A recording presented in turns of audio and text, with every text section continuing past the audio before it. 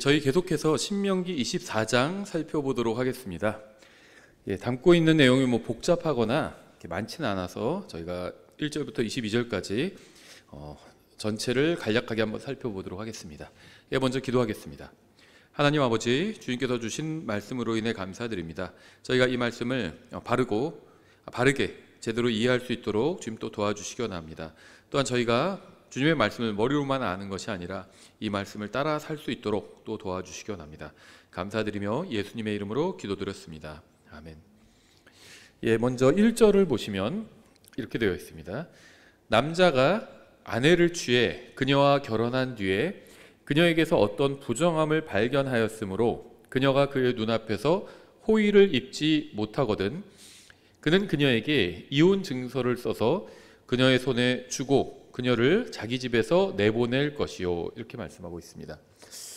율법은 항상 명확합니다. 하나님께서는 이스라엘 자손이 행해야 하는 것에 관해서는 항상 이제 명확하게 말씀하셨습니다. 근데 문제는 항상 인간 쪽에 있죠. 사람들은 명확한 말씀을 말씀하신 그대로, 기록된 그대로 믿지 않고 왜곡합니다. 예수님께서는 사람들이 왜곡시켜 놓은 것들을 또 바로 잡아 주기도 하셨습니다.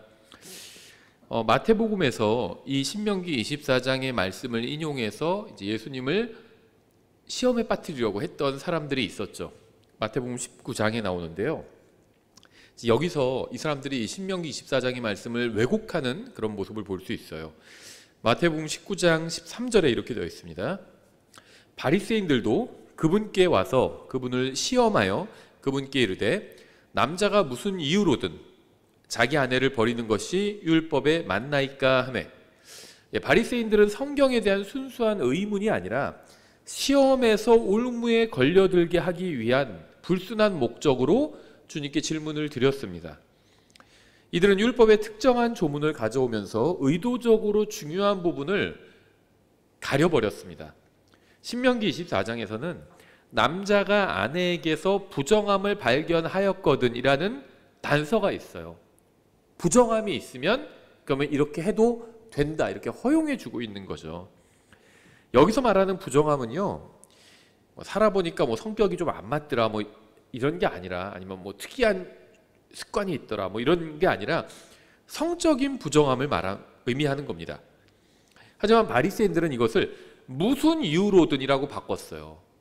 그러니까 신명기에서 주님께서 원래 말씀하시는 건 남자가 아내에게서 어떤 부정함이라고 했는데 성적인 부정함이에요. 성적인 부정함을 발견했으면 이혼 증서를 써서 내보내도 된다는 겁니다. 그렇죠? 그러니까 이혼할 수 있다는 거예요. 근데 그냥 내보내지 말고 이혼 증서를 써서 주라는 겁니다. 그럼 이 남자와의 관계가 끝났다는 것을 법적으로 입증하는 거죠.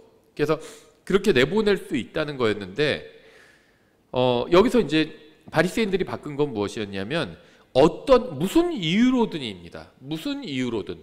그러니까 어떤 이유에서든지 마음에 들지 않으면 여자를 그냥 내보내고 다시 결혼해도 된다. 이런 말씀이냐, 이렇게 얘기했던 거죠. 그러니까 부정함을 발견하는 경우에 이혼 증서를 써서 여자를 내보내는 것은 정당한 행위입니다. 하지만 아무 이유나 들어서 아내를 버리는 것은 이거는 심각하게 잘못된 행위죠. 계속해서 2절에 신명기 24장으로 돌아와서 2절부터 4절, 그녀는 그의 집을 떠난 뒤에 가서 다른 사람의 아내가 될 수 있느니라.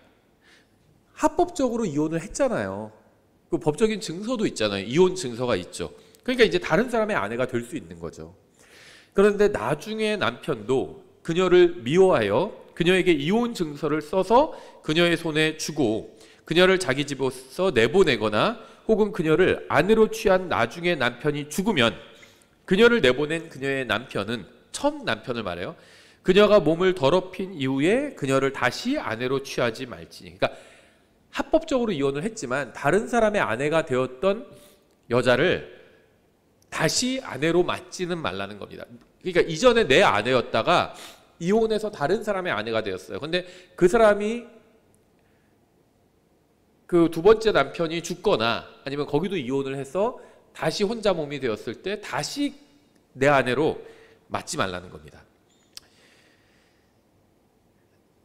그녀가 몸을 더럽힌 이후에 그녀를 다시 아내로 취하지 말지니 그것은 주 앞에서 가증한 것이니라. 너는 주 내 하나님께서 내게 상속 재산으로 주시는 땅이 죄짓지 못하게 할지니라. 이게 이제 이유가 있는데요. 이게 일단은 이스라엘 자손에게 해당되는 법입니다. 이방인들에게 해당되는 건 아니에요. 지금 예를 들면 이런 경우가 실제 있는지는 모르겠어요.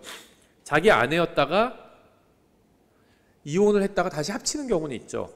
그런 경우는 종종 있는 것 같아요. 뭐 애들 때문에 합치기도 하고 다시. 그런데 이혼을 했고 다른 사람의 아내가 됐다가 다시 돌아오는 경우는 이거는 조금 흔치는 않아요. 그런데 이제 그렇게 누군가 했다고 해서 그 사람이 뭐 하나님 법을 어겼다 이렇게 주장하기는 어렵습니다. 그렇죠? 왜 그럴까요? 누가 돼지고기를 먹었다고 해서 너는 하나님의 법을 어겼어 이렇게 얘기할 수는 없잖아요. 돼지고기를 먹지 않는 것은 그건 유대인들의 율법이죠. 이방인들에게 적용되지는 않습니다. 마찬가지로 이런 법이 이방인들에게 그대로 적용돼야 한다는 건 아니에요. 지금 우리 사회에서도 이혼했다가 다른 남자가 재혼했는데 그러다 그 혼인이 깨지고 다시 돌아왔을 때 그 여자랑은 다시 결코 절대 재혼해서는 안 된다. 이런 법은 없어요. 자유가 있습니다. 혼인의 자유라고 있죠. 우리나라에서는. 그래서 우리나라에서는 위법이 아니에요. 근데 이스라엘에서는 이것이 위법인 거죠. 법을 어기는 겁니다. 그래서 이렇게 하지 말라고 말씀하셨는데 왜 그러냐면 여기에는 영적인 의미가 있습니다. 그 영적인 의미는 이제 조금 더 뒤에서 보기로 하고 먼저 이제 유대인들이 요 율법의 이 조문을 어떻게 왜곡시키는지 그 부분부터 좀 먼저 보도록 하겠습니다. 율법이 일단 말씀하시는 것은 명확합니다. 그러니까 이 말씀은 이제 이스라엘 자손에게 법적으로 해당되는 말씀이란 전제하에 이제 이야기를 하겠습니다. 이스라엘 민족은 아내에게 이혼 증서를 써주어서 집에서 내보냈으면 그녀가 다른 사람의 아내가 된 적이 있으면 다시는 그녀를 아내로 취하지 말아야 한다는 게 이 율법 조문의 내용이죠. 남편에게 버림받은 여자는 자유롭게 다른 남자의 아내가 될 수 있습니다. 일단 여기까지 말씀하고 있는 거죠. 다시 마태복음 19장으로 돌아가서 일단은 바리새인들이 예수님께 이제 시비를 걸고 있는 거잖아요. 함정에 빠뜨리려고 덫을 놓고 있죠. 저희가 19장 3절을 읽었는데 19장 4절 이렇게 되어 있어요. 그분께서 그들에게 대답하여 이르시되 처음에 그들을 만드신 분께서 그들을 남성과 여성으로 만드시고 말씀하시기를 이런 까닭으로 남자가 아버지와 어머니를 떠나 자기 아내와 연합하여 그들 둘이 한 육체가 될지니라 하신 것을 너희가 읽어본 적이 없느냐. 따라서 그들이 더 이상 둘이 아니요 한 육체이니 그러므로 하나님께서 함께 결합하신 것을 사람이 나누지 못할지니라 하시니라.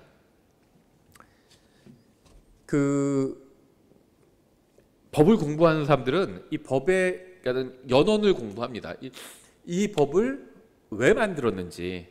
그래서 우리가 재헌의회라는 말을 쓰는데 재헌의회, 이제 초대의회예요. 우리나라도 정부의 초대의회가 있잖아요. 해방되고 나서 그 초대의회에서 법을 만들었죠. 그러면은 법을 만들 때 여러 가지 근거가 있어요. 어떤 법을 만드는 근거와 이유가 있습니다. 그래서 이 법은 어떻게 해석해야 되냐 하고 해석에 대해서 이제 논쟁이 일어나면 그 근거를 찾아봅니다. 왜 만들었는지 그런 이제 기록이 있어요. 재헌의회에 다 기록이 있습니다. 그래서 그 기록을 찾아보고 이 법은 이런 목적으로 만들었구나. 그러면 그 법을 적용하거나 해석할 때 좀 더 처음에 그 법을 만드는 의도대로 적용하고 해석할 수가 있겠죠. 여기서도 예수님께서 지금 이 율법 법조문을 갖고 바리새인들이 시비를 걸었잖아요. 그래서 왜 이런 법조문을 하나님께서 만드셨는지 그 기초부터 지금 따지고 계신 겁니다. 예수님께서는 바리새인들이 거짓으로 잘못 해석한 율법을 바르게 해석해 주셨습니다. 예수님께서 권위 있게 율법의 원래 목적을 보여주신 겁니다. 주님께서 처음에 의도하신 것은 남자와 여자가 만나서 부부가 되었으면 평생 함께 하는 것이었어요. 이게 이제 기본 값입니다. 그래서 하나님께서 꿈에 나타나셔서 너는 누구랑 결혼해라. 이게 이제 하나님께서 결합시켜 주신 게 아니라 남자가 여자 만나서 결혼을 했어요. 이 구원받았든 구원 안 받았든 상관없습니다. 그냥 남자가 여자와 결혼을 했으면 그 자체가 하나님께서 결합시켜 주신 거라는 겁니다. 하나님께서 그렇게 만드신 거예요. 남자와 여자의 목적을 둘이 결혼해서 가정을 이루도록 만드신 겁니다. 남자를 만드시고 남자의 갈비뼈로 또 다른 남자를 만들지 않으셨어요. 남자 만드시고 그 남자의 짝이 되게, 그래서 둘이 결합해서 가정을 이루게 하기 위해서 여자를 만드신 겁니다. 그게 바로 하나님께서 결합시켜 주신 거예요. 그래서 구원받았든 아니든 뭐 하나님을 믿든 안 믿든 상관없이 남자와 여자가 결혼을 하면 그 자체로 그게 하나님께서 결합시켜 주신 겁니다. 그래서 이제 이 결혼의 근본적인 이 목적과 이제 그 이유에 대해서 예수님께서 말씀하신 거죠. 계속해서 7절. 그들이 그분께 이르되 그러면 어찌하여 모세는 이혼 증서를 주고 그녀를 버리라고 명령하였나이까 하니. 지금 처음에 그 3절에서도 문제가 있었죠. 남자가 무슨 이유로든 자기 아내를 버리는 것이 율법에 맞나이까 하며, 이 질문 잘못된 질문이에요. 하나님께서 그렇게 말씀하신 적이 없어요. 어떤 부정함을 발견하면 이혼 증서를 써주고 버릴 수 있다 이렇게 말씀하셨지, 무슨 이유로든 버릴 수 있다 이렇게 말씀하신 적이 없습니다. 그거는 자기들이 생각하는 거죠. 하나님께서는 그렇게 말씀하신 적이 없어요. 하나님께서는 남자가 여자 만나서 결혼했으면 그냥 계속 평생 사는 게 그게 하나님의 기본적인 뜻입니다. 근데 무슨 이유로든 어떤 이유로든 버릴 수 있다? 이건 하나님의 뜻이 아니에요. 부정한 이유가 있을 때는 버릴 수 있다는 겁니다. 근데 그 부정함은 성적인 부정함이에요. 그 외에는 버리지 말라는 거예요. 그게 하나님의 뜻입니다. 그런데 지금 또 더 말도 안 되는 얘기를 하고 있어요. 예수님의 말씀을 듣고 그러면 어찌하여 모세는 이혼 증서를 주고 그녀를 버리라고 명령하나이까? 문제는 항상 인간의 마음에 있습니다. 하나님의 원래 의도를 들은 바리새인들은 주님께 감사하지 않고 자기들 입장에서 문제로 보이는 것들을 들고 나왔습니다. 그들은 답을 원했던 것이 아니라 논쟁을 원했던 거예요. 그들은 하나님의 말씀이 명확하게 드러나 자신들의 죄를 비추는 것을 원하지 않았습니다. 그들은 마치 신명기 24장의 말씀이 이론의 여지가 많은 논쟁적인 조문인 것처럼 보이도록 의문을 제기하고 있는 겁니다. 그러니까 성경에서 명확한 게 나오면 막 자꾸 논쟁하려는 사람들이 있습니다. 이건 그게 아니라 그러면 왜 하나님께서 여기서 이런 식으로 말씀하셨어? 하고 막 따지는 거예요. 그들이 그분께 이르되 그러면 어찌하여 모세는 이혼 증서를 주고 그녀를 버리라고 명령하였나이까 하니. 이 구절의 문제는 주님께서는 이렇게 명령하시거나 말씀하신 적이 없다는 겁니다. 주님께서 언제 이혼하라고 명령하셨어요? 그런 명령은 하신 적이 없습니다. 주님께서는 이스라엘 자손에게 이혼을 명령하신 적이 없어요. 그러니까 그런 상황에서 예외적으로 이혼을 해도 된다 이렇게 허용해 주신 거지 명령하신 적은 없습니다. 명령이란 건 하나님의 적극적인 뜻이에요.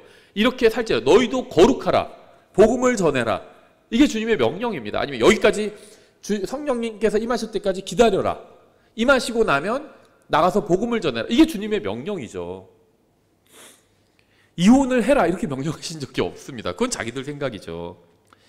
다만 그러한 경우에는 아내가 속된 말로 바람을 핀 경우엔 이혼할 수도 있다, 네가 용서해 줄 수도 있고 이혼할 수도 있어, 이렇게 허락한 거지 명령하신 게 아니라는 겁니다. 주께서 신명기 24장에서 말씀하신 것은 아내와 이혼할 수 있는 경우에 해당하는 말씀일 뿐입니다. 하나님의 뜻은 남편과 아내가 평생 함께 사는 거예요. 하지만 예외가 있습니다. 바로 아내가 성적으로 부정한 짓을 범한 경우에는 이혼 증서를 써서 내보낼 수는 있다는 겁니다. 왜 그럴까요? 괴롭기 때문이에요. 이거는 이제 감정에 속하는 건데 괴로울 수 있다는 거죠. 아내가 바람을 폈어요. 그럼 거기서 용서해 줄 수도 있습니다. 근데 용서가 안 될 수도 있어요. 용서는 개인의 선택에 달린 거죠. 용서하지 않았다고 해서 누군가를 비난하거나 그럴 수는 없는 겁니다. 이 사람이 너한테 잘못했는데 용서를 구하니까 너 용서해 줘야 돼, 이렇게 요구할 수는 없어요. 그건 용서는 선의에 의한 겁니다. 베풀어 주는 거죠. 근데 너 왜 안 베풀어 줘? 이렇게 따질 수는 없다는 겁니다. 피해자예요. 아내가 바람을 폈으면 남편은 피해자입니다. 반대 경우도 마찬가지고 피해자입니다. 근데 피해자한테 용서를 강요하는 것은 요즘식으로 하면 2차 가해죠. 또 다른 폭력입니다. 용서는 선의에 의한 거예요. 베푸는 겁니다. 내가 너 때문에 상처를 입었지만 내가 한 번 더 기회를 줄게, 용서해 줄게, 이렇게 얘기할 수 있는 거죠. 그런데 용서가 안 될 수도 있죠. 그럴 때는 이혼 증서를 써서 내보내라는 겁니다. 하나님께서 사람을 만드셨기 때문에 사람의 마음을 너무 잘 아세요. 근데 이게 사람이 마음이 이게 용서가 안 될 수도 있어요. 배우자가 부정한 짓을 했을 때, 성적으로 부정한 짓을 했을 때 그게 용서가 안 될 수도 있습니다. 그래서 그런 경우에는 이혼 증서를 써서 내보내라. 그러면은 너도 합법적으로 다른 여자랑 결혼할 수 있고 그 여자도 또다시 출발할 수 있잖아요. 새로운 출발을. 다시 가정을 꾸릴 수 있잖아요. 그렇게 하라는 겁니다. 근데 용서할 수 있으면 용서해 주는 게 좋아요.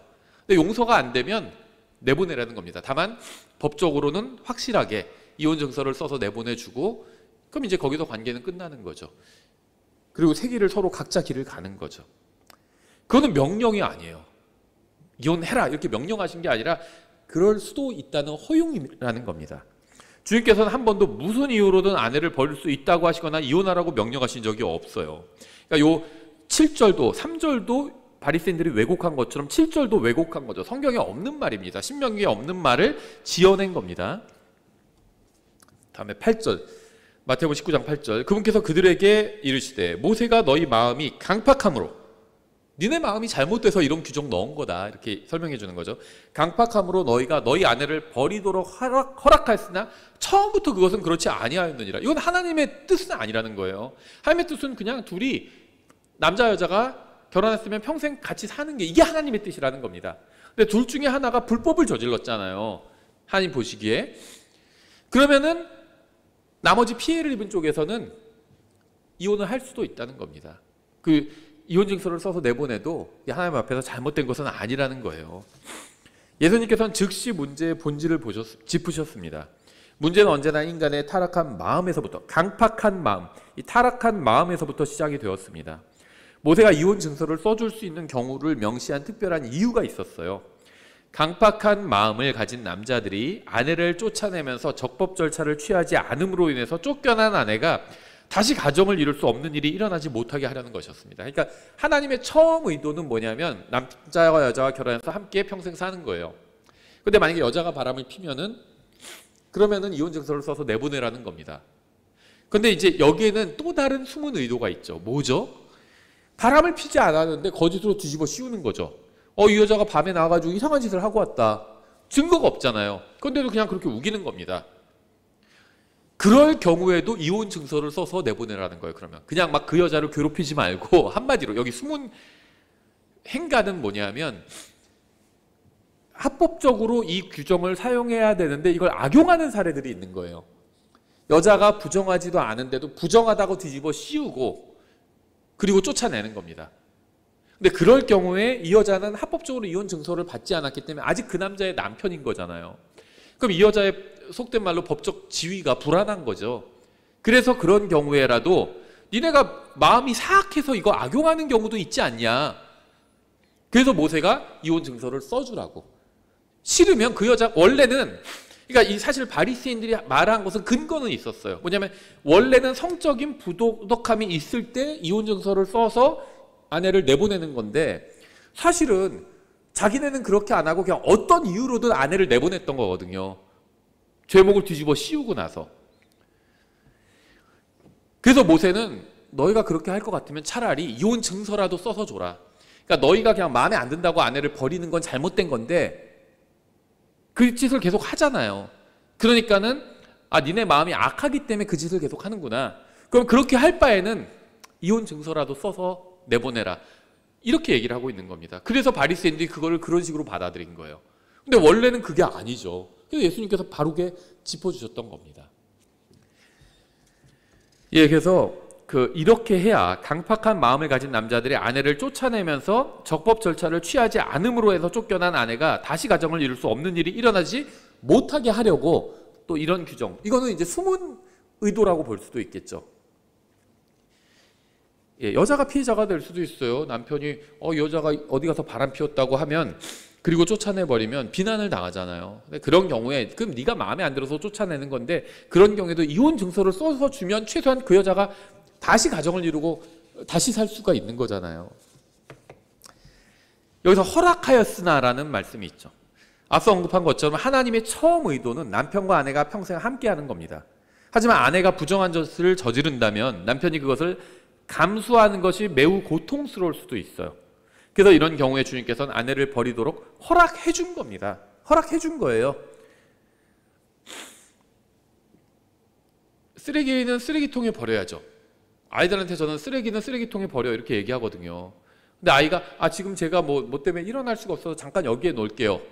그리고 나중에 일어났을 때 그걸 쓰레기통에 버릴게요. 그랬을 때는 허락해 줍니다. 그래? 그럼 일단 거기에 쓰레기 놓고 일단 그 일을 하고 나서 일어나면 쓰레기통에 버려. 이런 경우라는 거. 이게 허락해 주는 거예요.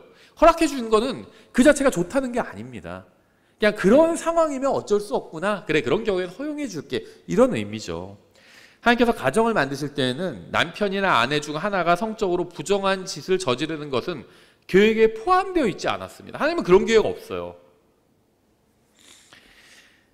계속해서 다시 마태복음 19장 9절. 내가 너희에게 이르노니 누구든지 음행 외에, 제가 아까 어떤 부정함이 성적인 부정함이라고 말씀드린 이유가 바로 이것입니다. 예수님께서 해석해 주신 거예요.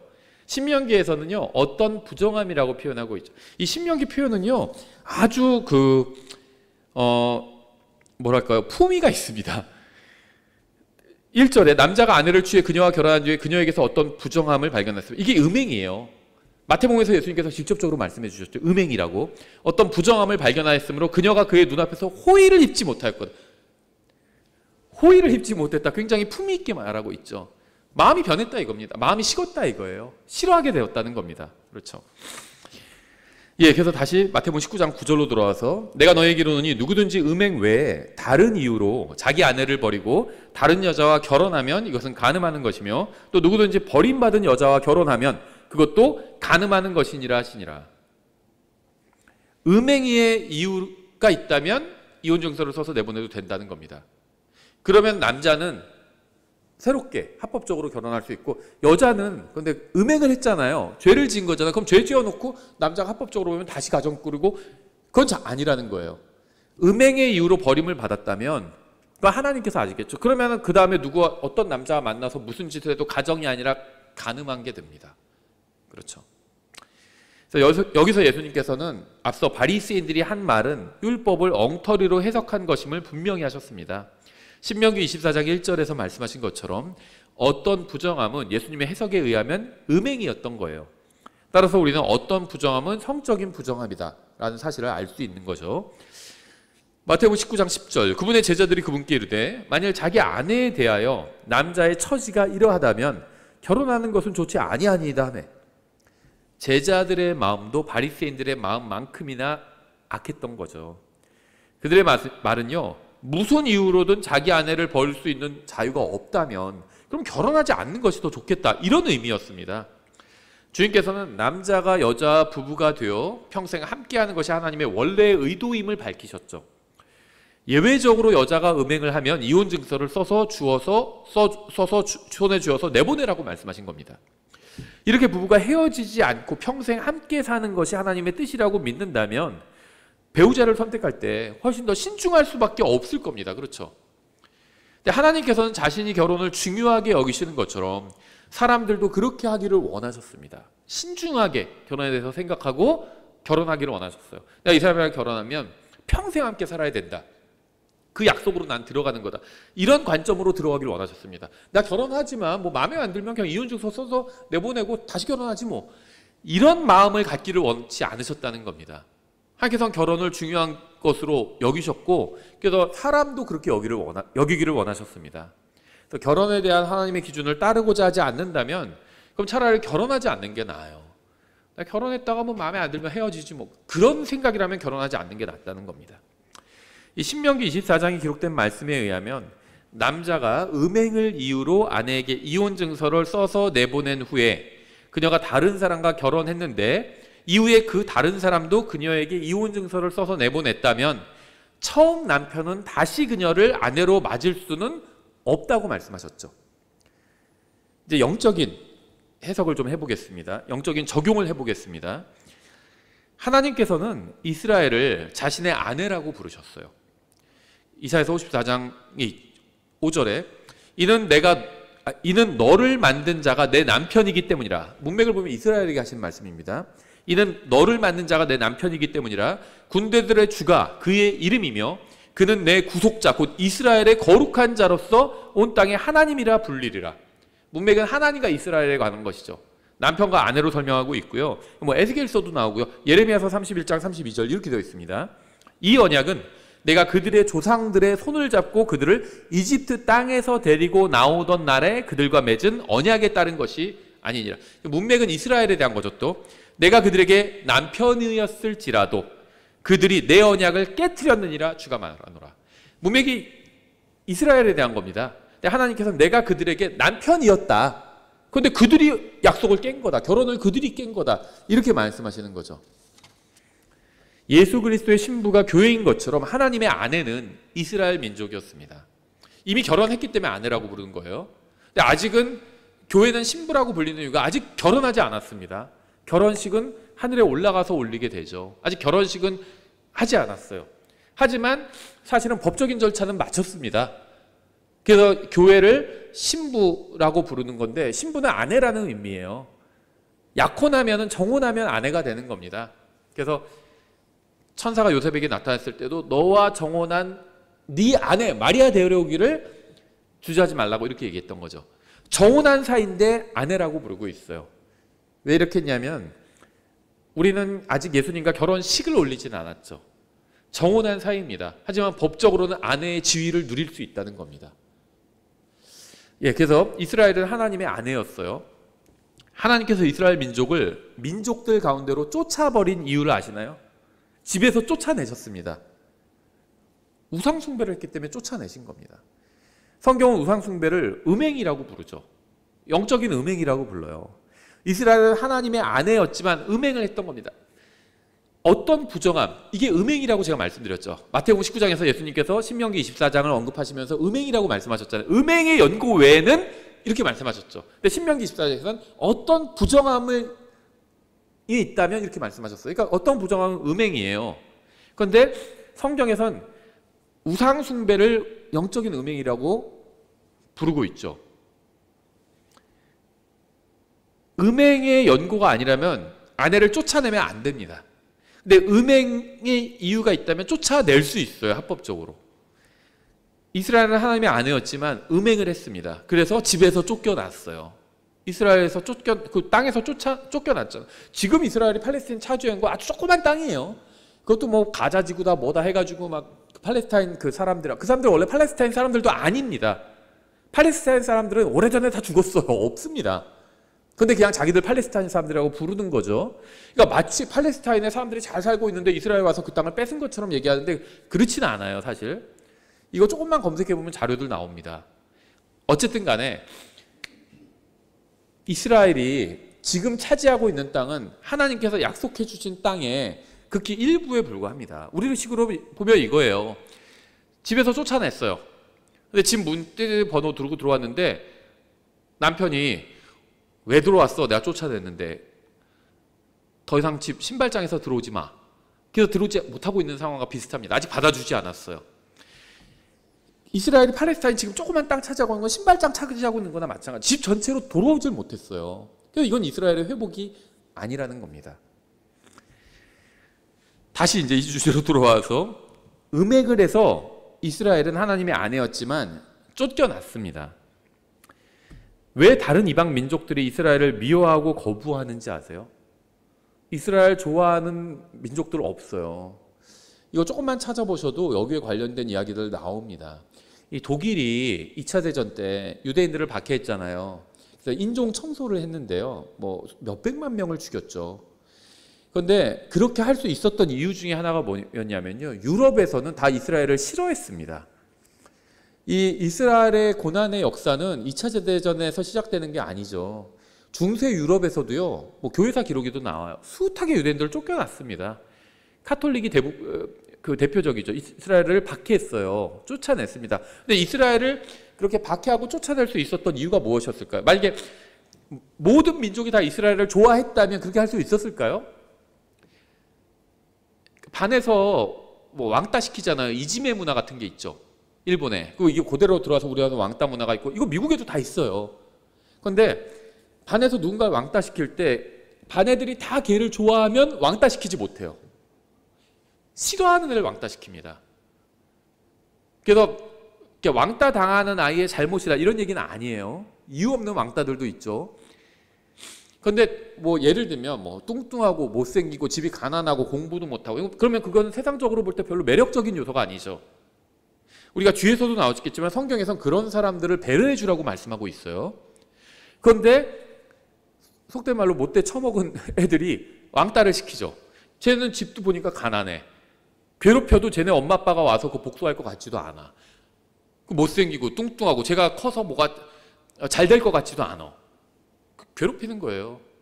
그러니까 뭐냐면 반 애들한테 호감을 얻지 못하는 애를 타겟으로 삼아서 주로 괴롭힙니다. 그러죠. 이스라엘 민족이 그랬어요. 다 싫어했습니다. 그래서 이스라엘을 중세 카톨릭이 괴롭힐 수 있었던 것이고 2차 대전 때 독일이 괴롭힐 수 있었어요. 다 싫어해요, 이스라엘을. 근데 가진 건 좀 있잖아요. 그러니까 죽이고 빼앗는 겁니다. 그러니까 다른 사람들도 다 찬성하는 거죠. 왜냐면 우리도 거기에 동참해서 같이 죽이고 빼앗고 싶거든요. 그러니까 힘을 가진 사람들 항상 뭔가 빼앗고 싶어 해요. 그래서 자기 부를 축적하고 싶어 합니다. 근데 누구 걸 빼앗을 수 있죠? 다른 힘센 놈 거는 못 뺏어요. 그리고 모든 사람들이 좋아하는 사람 것도 못 뺏어요. 그 사람 거 뺏으려고 하다가 내가 돌 맞을 수 있잖아요. 근데 보니까 다 싫어하는 애가 있어요. 그럼 걔 거 뺏는 겁니다. 그래서 이스라엘을 모든 민족들은 다 싫어했습니다. 만일 그들이 이스라엘을 받아들이면 전 남편이었던 하나님께서는 그들을 다시 받아들일 수가 없었던 겁니다. 그래서 이스라엘은 다른 민족들한테 기웃거리고 그 민족들이 섬기는 신들에게 기웃거리고 어떻게 좀 해보려고 했는데 다 거부한 겁니다, 이스라엘을. 그러니까 이 여자가 음행을 하다가 쫓겨났어요. 그래서 다른 남자들한테 기웃거리는데 다른 남자들이 다 싫다는 거예요. 너랑 재미는 보고 싶지만 너랑 결혼하고 싶지는 않아. 너를 내 아내로 맡고 싶지는 않아. 다 거부한 겁니다. 그래서 이스라엘은 어디를 가든 섞이지도 못하고 어울리지도 못했던 겁니다. 그들은 거의 모든 곳에서 무시당하고 거부당했어요. 무시당하지 않으면 거부당했습니다. 그래서 하나님께서는 음행으로 인해서 쫓겨난 아내인 이스라엘을 다른 사람의 아내라고 부르지는 않으시고 창녀라고 부르시는 겁니다. 이게 어디 나오면 호세아서 2장에 나와요. 1절부터 너희는 너희 형제들에게 안미어하고 말하며 너희 자매들에게 루아마여 하고 말하라. 너희 어머니와 변론하라. 그녀는 내 아내가 아니요 아내였었죠. 지금은 아니라는 겁니다. 나도 그녀의 남편이 아니라 남편이었었죠. 근데 지금은 아니라는 겁니다. 그러므로 그녀가 자기 눈앞에서 자기의 음행을 버리게 하고 자기 젖가슴 사이에서 간음을 버리게 할지니라.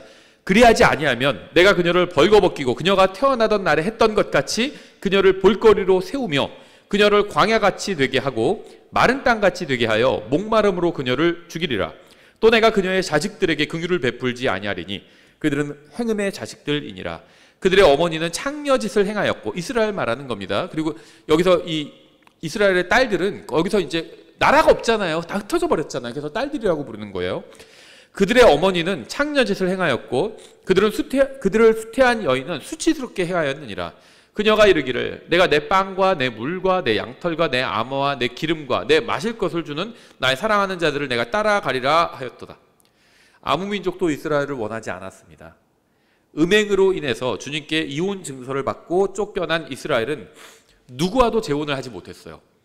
그래서 주님께서는 합법적으로 그녀를 다시 아내로 취하실 수가 있는 겁니다. 교회가 공중으로 들림받아 올라가면 세상에서는 대환란이 시작될 겁니다. 대환란은 야곱의 고난의 때입니다. 대환란의 주된 목적은 이스라엘을 주님께로 돌아오게 하는 것입니다. 대환란이 끝나기 전에 이스라엘은 다시 주님께로 돌아오게 될 것입니다. 결국 하나님께서는 다시 자신의 아내를 찾으실 것입니다. 5절 사람이 새로 아내를 취하였거든 그는 전쟁에 나가지 말 것이요 어떤 일도 맡지 말 것이며 그는 한 해 동안 집에서 자유롭게 거하며 자기가 취한 아내를 즐겁게 할지니라. 율법에서는 신혼의 기간을 이렇게 1년으로 정하고 있어요. 이 말씀은 하나님께서 남자 여자가 부부가 되어서 만든 가정을 얼마나 중요하게 여기시는지 잘 보여주죠. 율법은 신혼 기간에 국가가 개인에게 병역의 의무를 면제해 주어서 가디론 가정을 배려해 주도록 이렇게 하고 있습니다. 6절. 아무도 맷돌의 아랫돌이나 윗돌을 담보물로 잡지 말라. 그가 한 사람의 생명을 담보물로 잡느니라. 뭐 맷돌이 있어야 밥을 해 먹는 거죠. 가루로 만들어 가지고 빵을 이렇게 만들어 먹는 거잖아요. 우리식으로 하면 밥통인 거예요, 밥통. 그러니까 솥인 거죠, 솥. 옛날식으로 하면 밥솥. 이 말씀이 무엇을 의미하는지는 분명합니다. 누군가에게 돈을 빌려주고 담보물을 설정하는 경우에도 그가 먹는 것까지 건드리지는 말라는 겁니다. 그러니까는 너무 사람을 극한으로 몰지 말라는 거예요. 내가 돈 받을 거 있고 정당한 권리가 있다 할지라도 너무 극한으로 몰지 말라는 겁니다. 저는 이런 정신을 가져야 된다고 생각합니다. 상대방을 막 죽기 직전까지, 막 죽을 때까지 몰아붙이면 안 된다는 거예요. 피할 길을 항상 내주는 게 좋습니다. 이 말씀을 반대로 생각하면 중요한 교훈을 배울 수 있습니다. 누군가에게 돈을 빌리면 당장 입에 들어가는 것을 빼고는 모든 것이 언제든지 빌려준 사람의 수중으로 들어갈 수 있다는 점을 또 기억해야 합니다. 그렇죠. 그러니까 빌려준 사람은, 채권자는 채무자를 너무 극한으로 몰지 말라는 거고, 채무자는 내가 돈을 빌리면 내가 모든 걸 다 뺏길 수도 있구나, 이 각오를 해야 된다는 겁니다.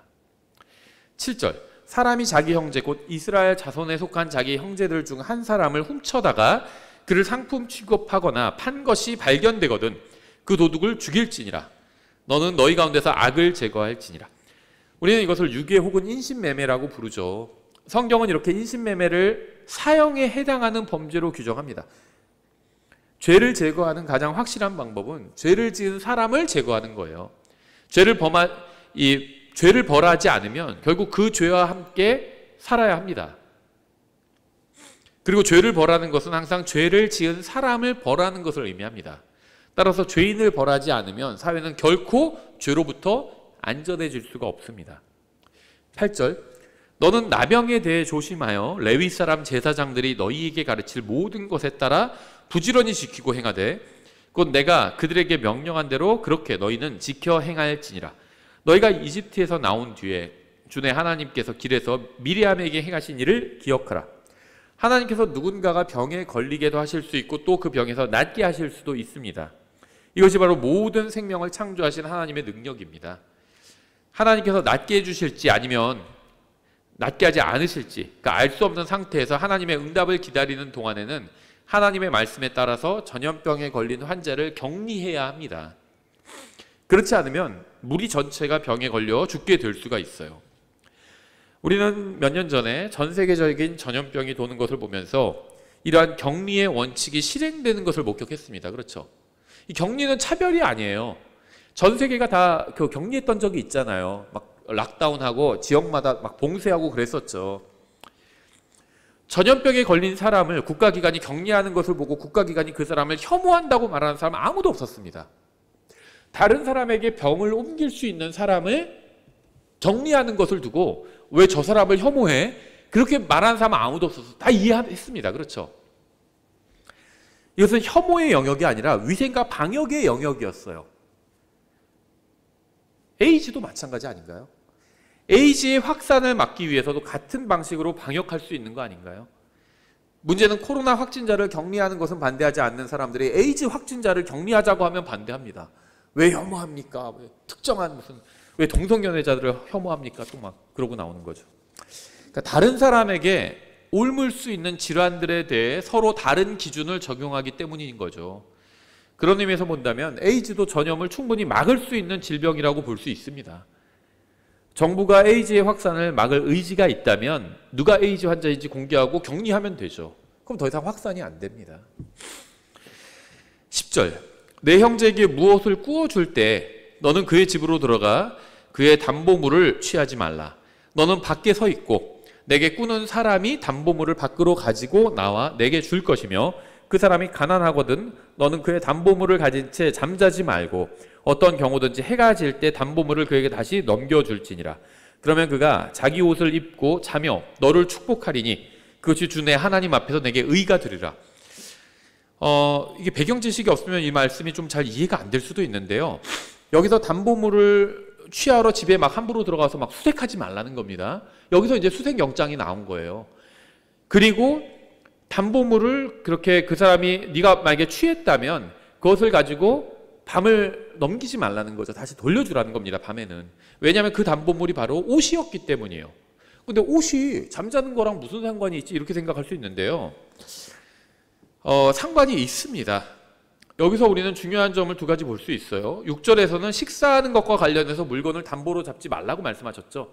밥솥을 담보로 잡지 말라고. 그럼 밥 못 해 먹잖아요. 그렇게는 하지 말라는 겁니다.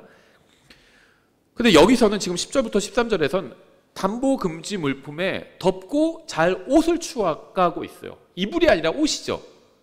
왜 그렇게 말씀하셨을까요? 이불을 담보로 갖고 가지 말아라. 그럼 그가 잘 때 덮고 잘 곳이 없지 않느냐. 이래야 자연스러운 것 같은데 옷을 얘기하고 있어요. 덮고 잘 옷이 없다고. 이건 왜 그러냐면요. 이 가난한 사람들에게 있어서 옷은 종종 침구로 사용이 되었습니다. 이건 언제까지 그러냐면 중세 때도 이런 게 있어요. 그래서 중세에서 이 기원된 옷들을, 지금의 옷들은요 대부분 중세에서 기원되었다기보다는 그 1차 대전, 2차 대전 때 기원된 옷들이에요. 지금의 현대 복식은. 그런데 중세에서 기원된 옷들은요 이게 좀 더 옷이 품이 넓고 더 큽니다. 그래서 코트처럼 되어 있는데 모자 달린 것들이 있어요.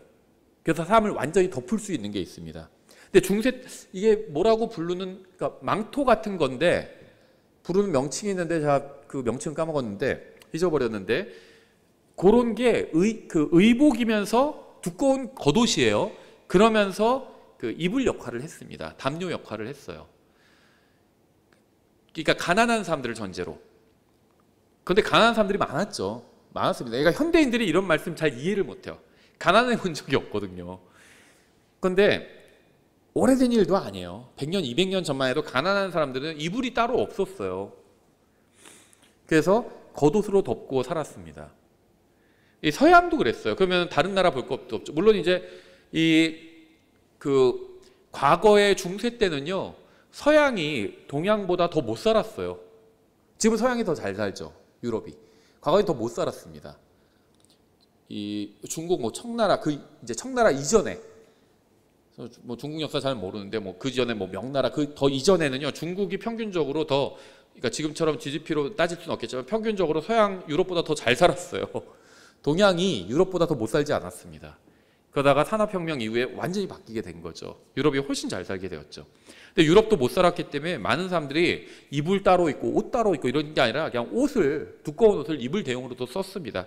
그래서 이런 말씀이 있는 거예요. 너는 그의 집으로 들어가 그의 담보물을 취하지 말라. 너는 밖에 서 있고 내게 꾸는 사람이 담보물을 밖으로 가지고 나와 내게 줄 것이며. 특이한 점은 아무리 채권자라 할지라도 채무자의 집에 함부로 들어가지 못하게 했다는 겁니다. 지금도 대부분의 문명화된 국가에서는 법원에서 발부한 영장이 없으면 현행범이 아닌 경우에 경찰관도 함부로 누군가의 집에 들어갈 수가 없어요.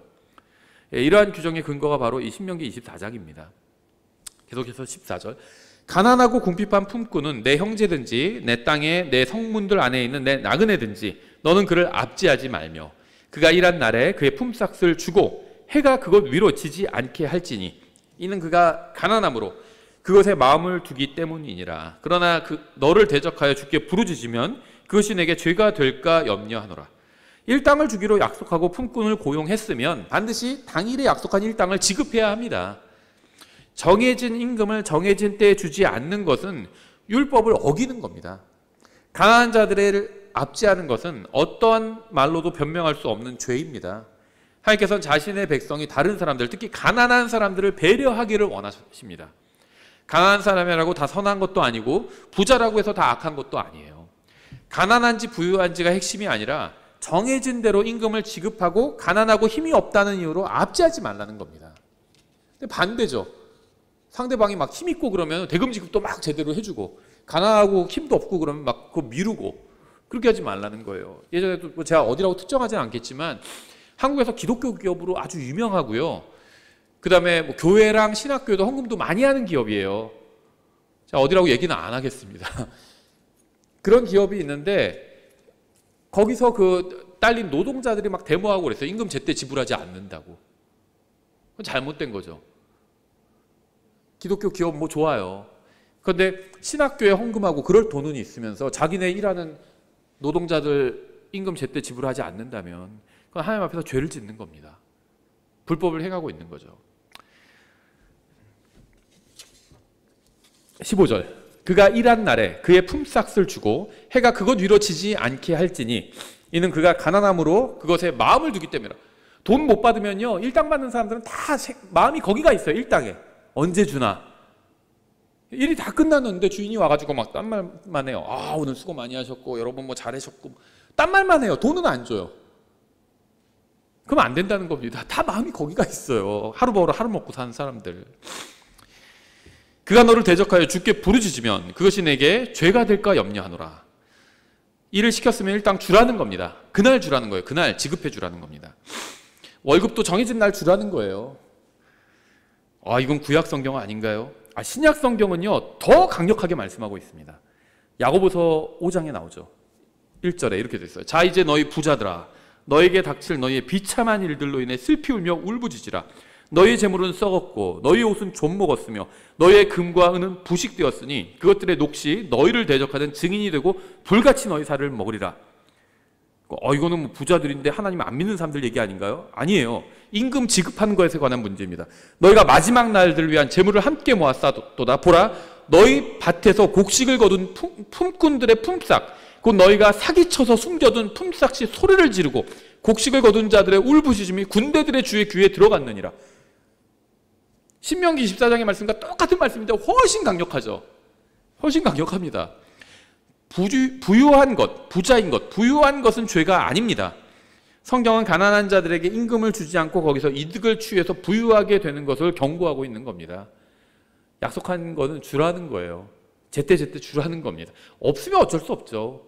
막 파산해가지고 기업을 열심히 해보다가 파산하는 분도 있죠. 회사를 하다가. 그래서 임금 지급 못하고. 그건 어쩔 수 없어요. 그렇죠. 근데 그게 아니라 있어요, 다. 있는데 이거 내가 더 갖고 있고 더 굴리면은 더 거기서 이자를 취할 수 있어. 그래서 미루는 겁니다, 자꾸. 정해진 임금을 안 주는 거예요. 막 반만 주고요. 그러지 말라는 겁니다. 돈 있으면 주라는 거예요. 돈 없는데도 뭐 그런 얘기는 아닙니다. 16절. 자식들로 인해 아버지들을 죽이지 말고 아버지들로 인해 자식들을 죽이지 말라. 각 사람은 자기 죄로 인해 죽을 것이니라. 이것도 현대 법에 다 들어가 있죠. 연좌제 금지잖아요. 그렇죠. 이것은 우리가 감사해야 될 하나님의 원칙입니다. 이 말씀이 무엇을 의미하는지 아세요? 아버지의 아버지의 아버지의 아버지의 쭉 올라가면 누가 있을까요? 아담이 있어요. 우리가 비록 아담의 자손으로 태어나서 그로부터 죄의 본성을 물려받았다 해도 그것으로 인해서 지옥에 가지는 않는다는 겁니다. 하나님께서 그렇게 심판하지는 않으신다는 거예요.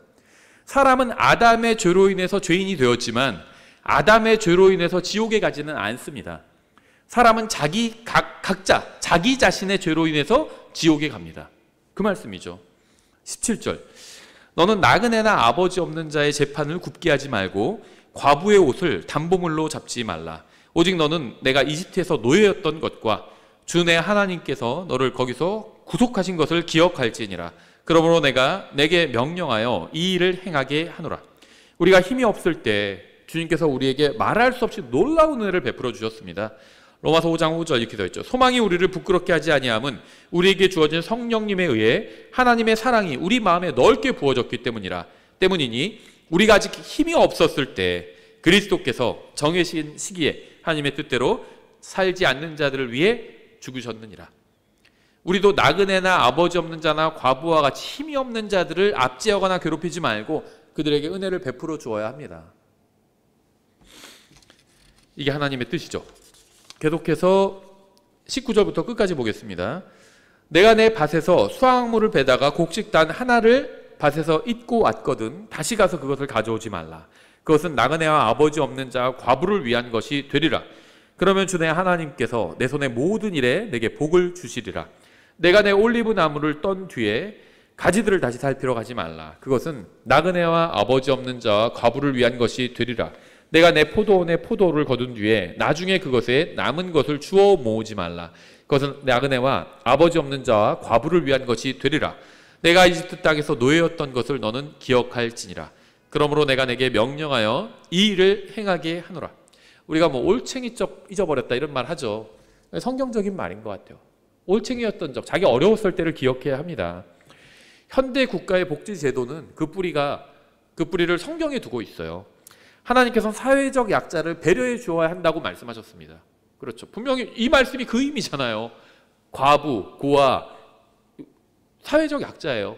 배려해 주라는 겁니다. 주님의 말씀에 의하면 생존하기에 충분한 돈을 벌지 못하는 사람들이 있습니다. 지금도 종종 그러한 경우가 있지만 과거에는 남편이 사망하면 아이들과 과부는 즉시 빈민으로 전락하는 경우가 비일비재했습니다. 우리나라만 그런 게 아니라 서양도 그랬어요. 왜냐하면은 상속이 아들 위주로 돼서 그런 경우들이 있어요.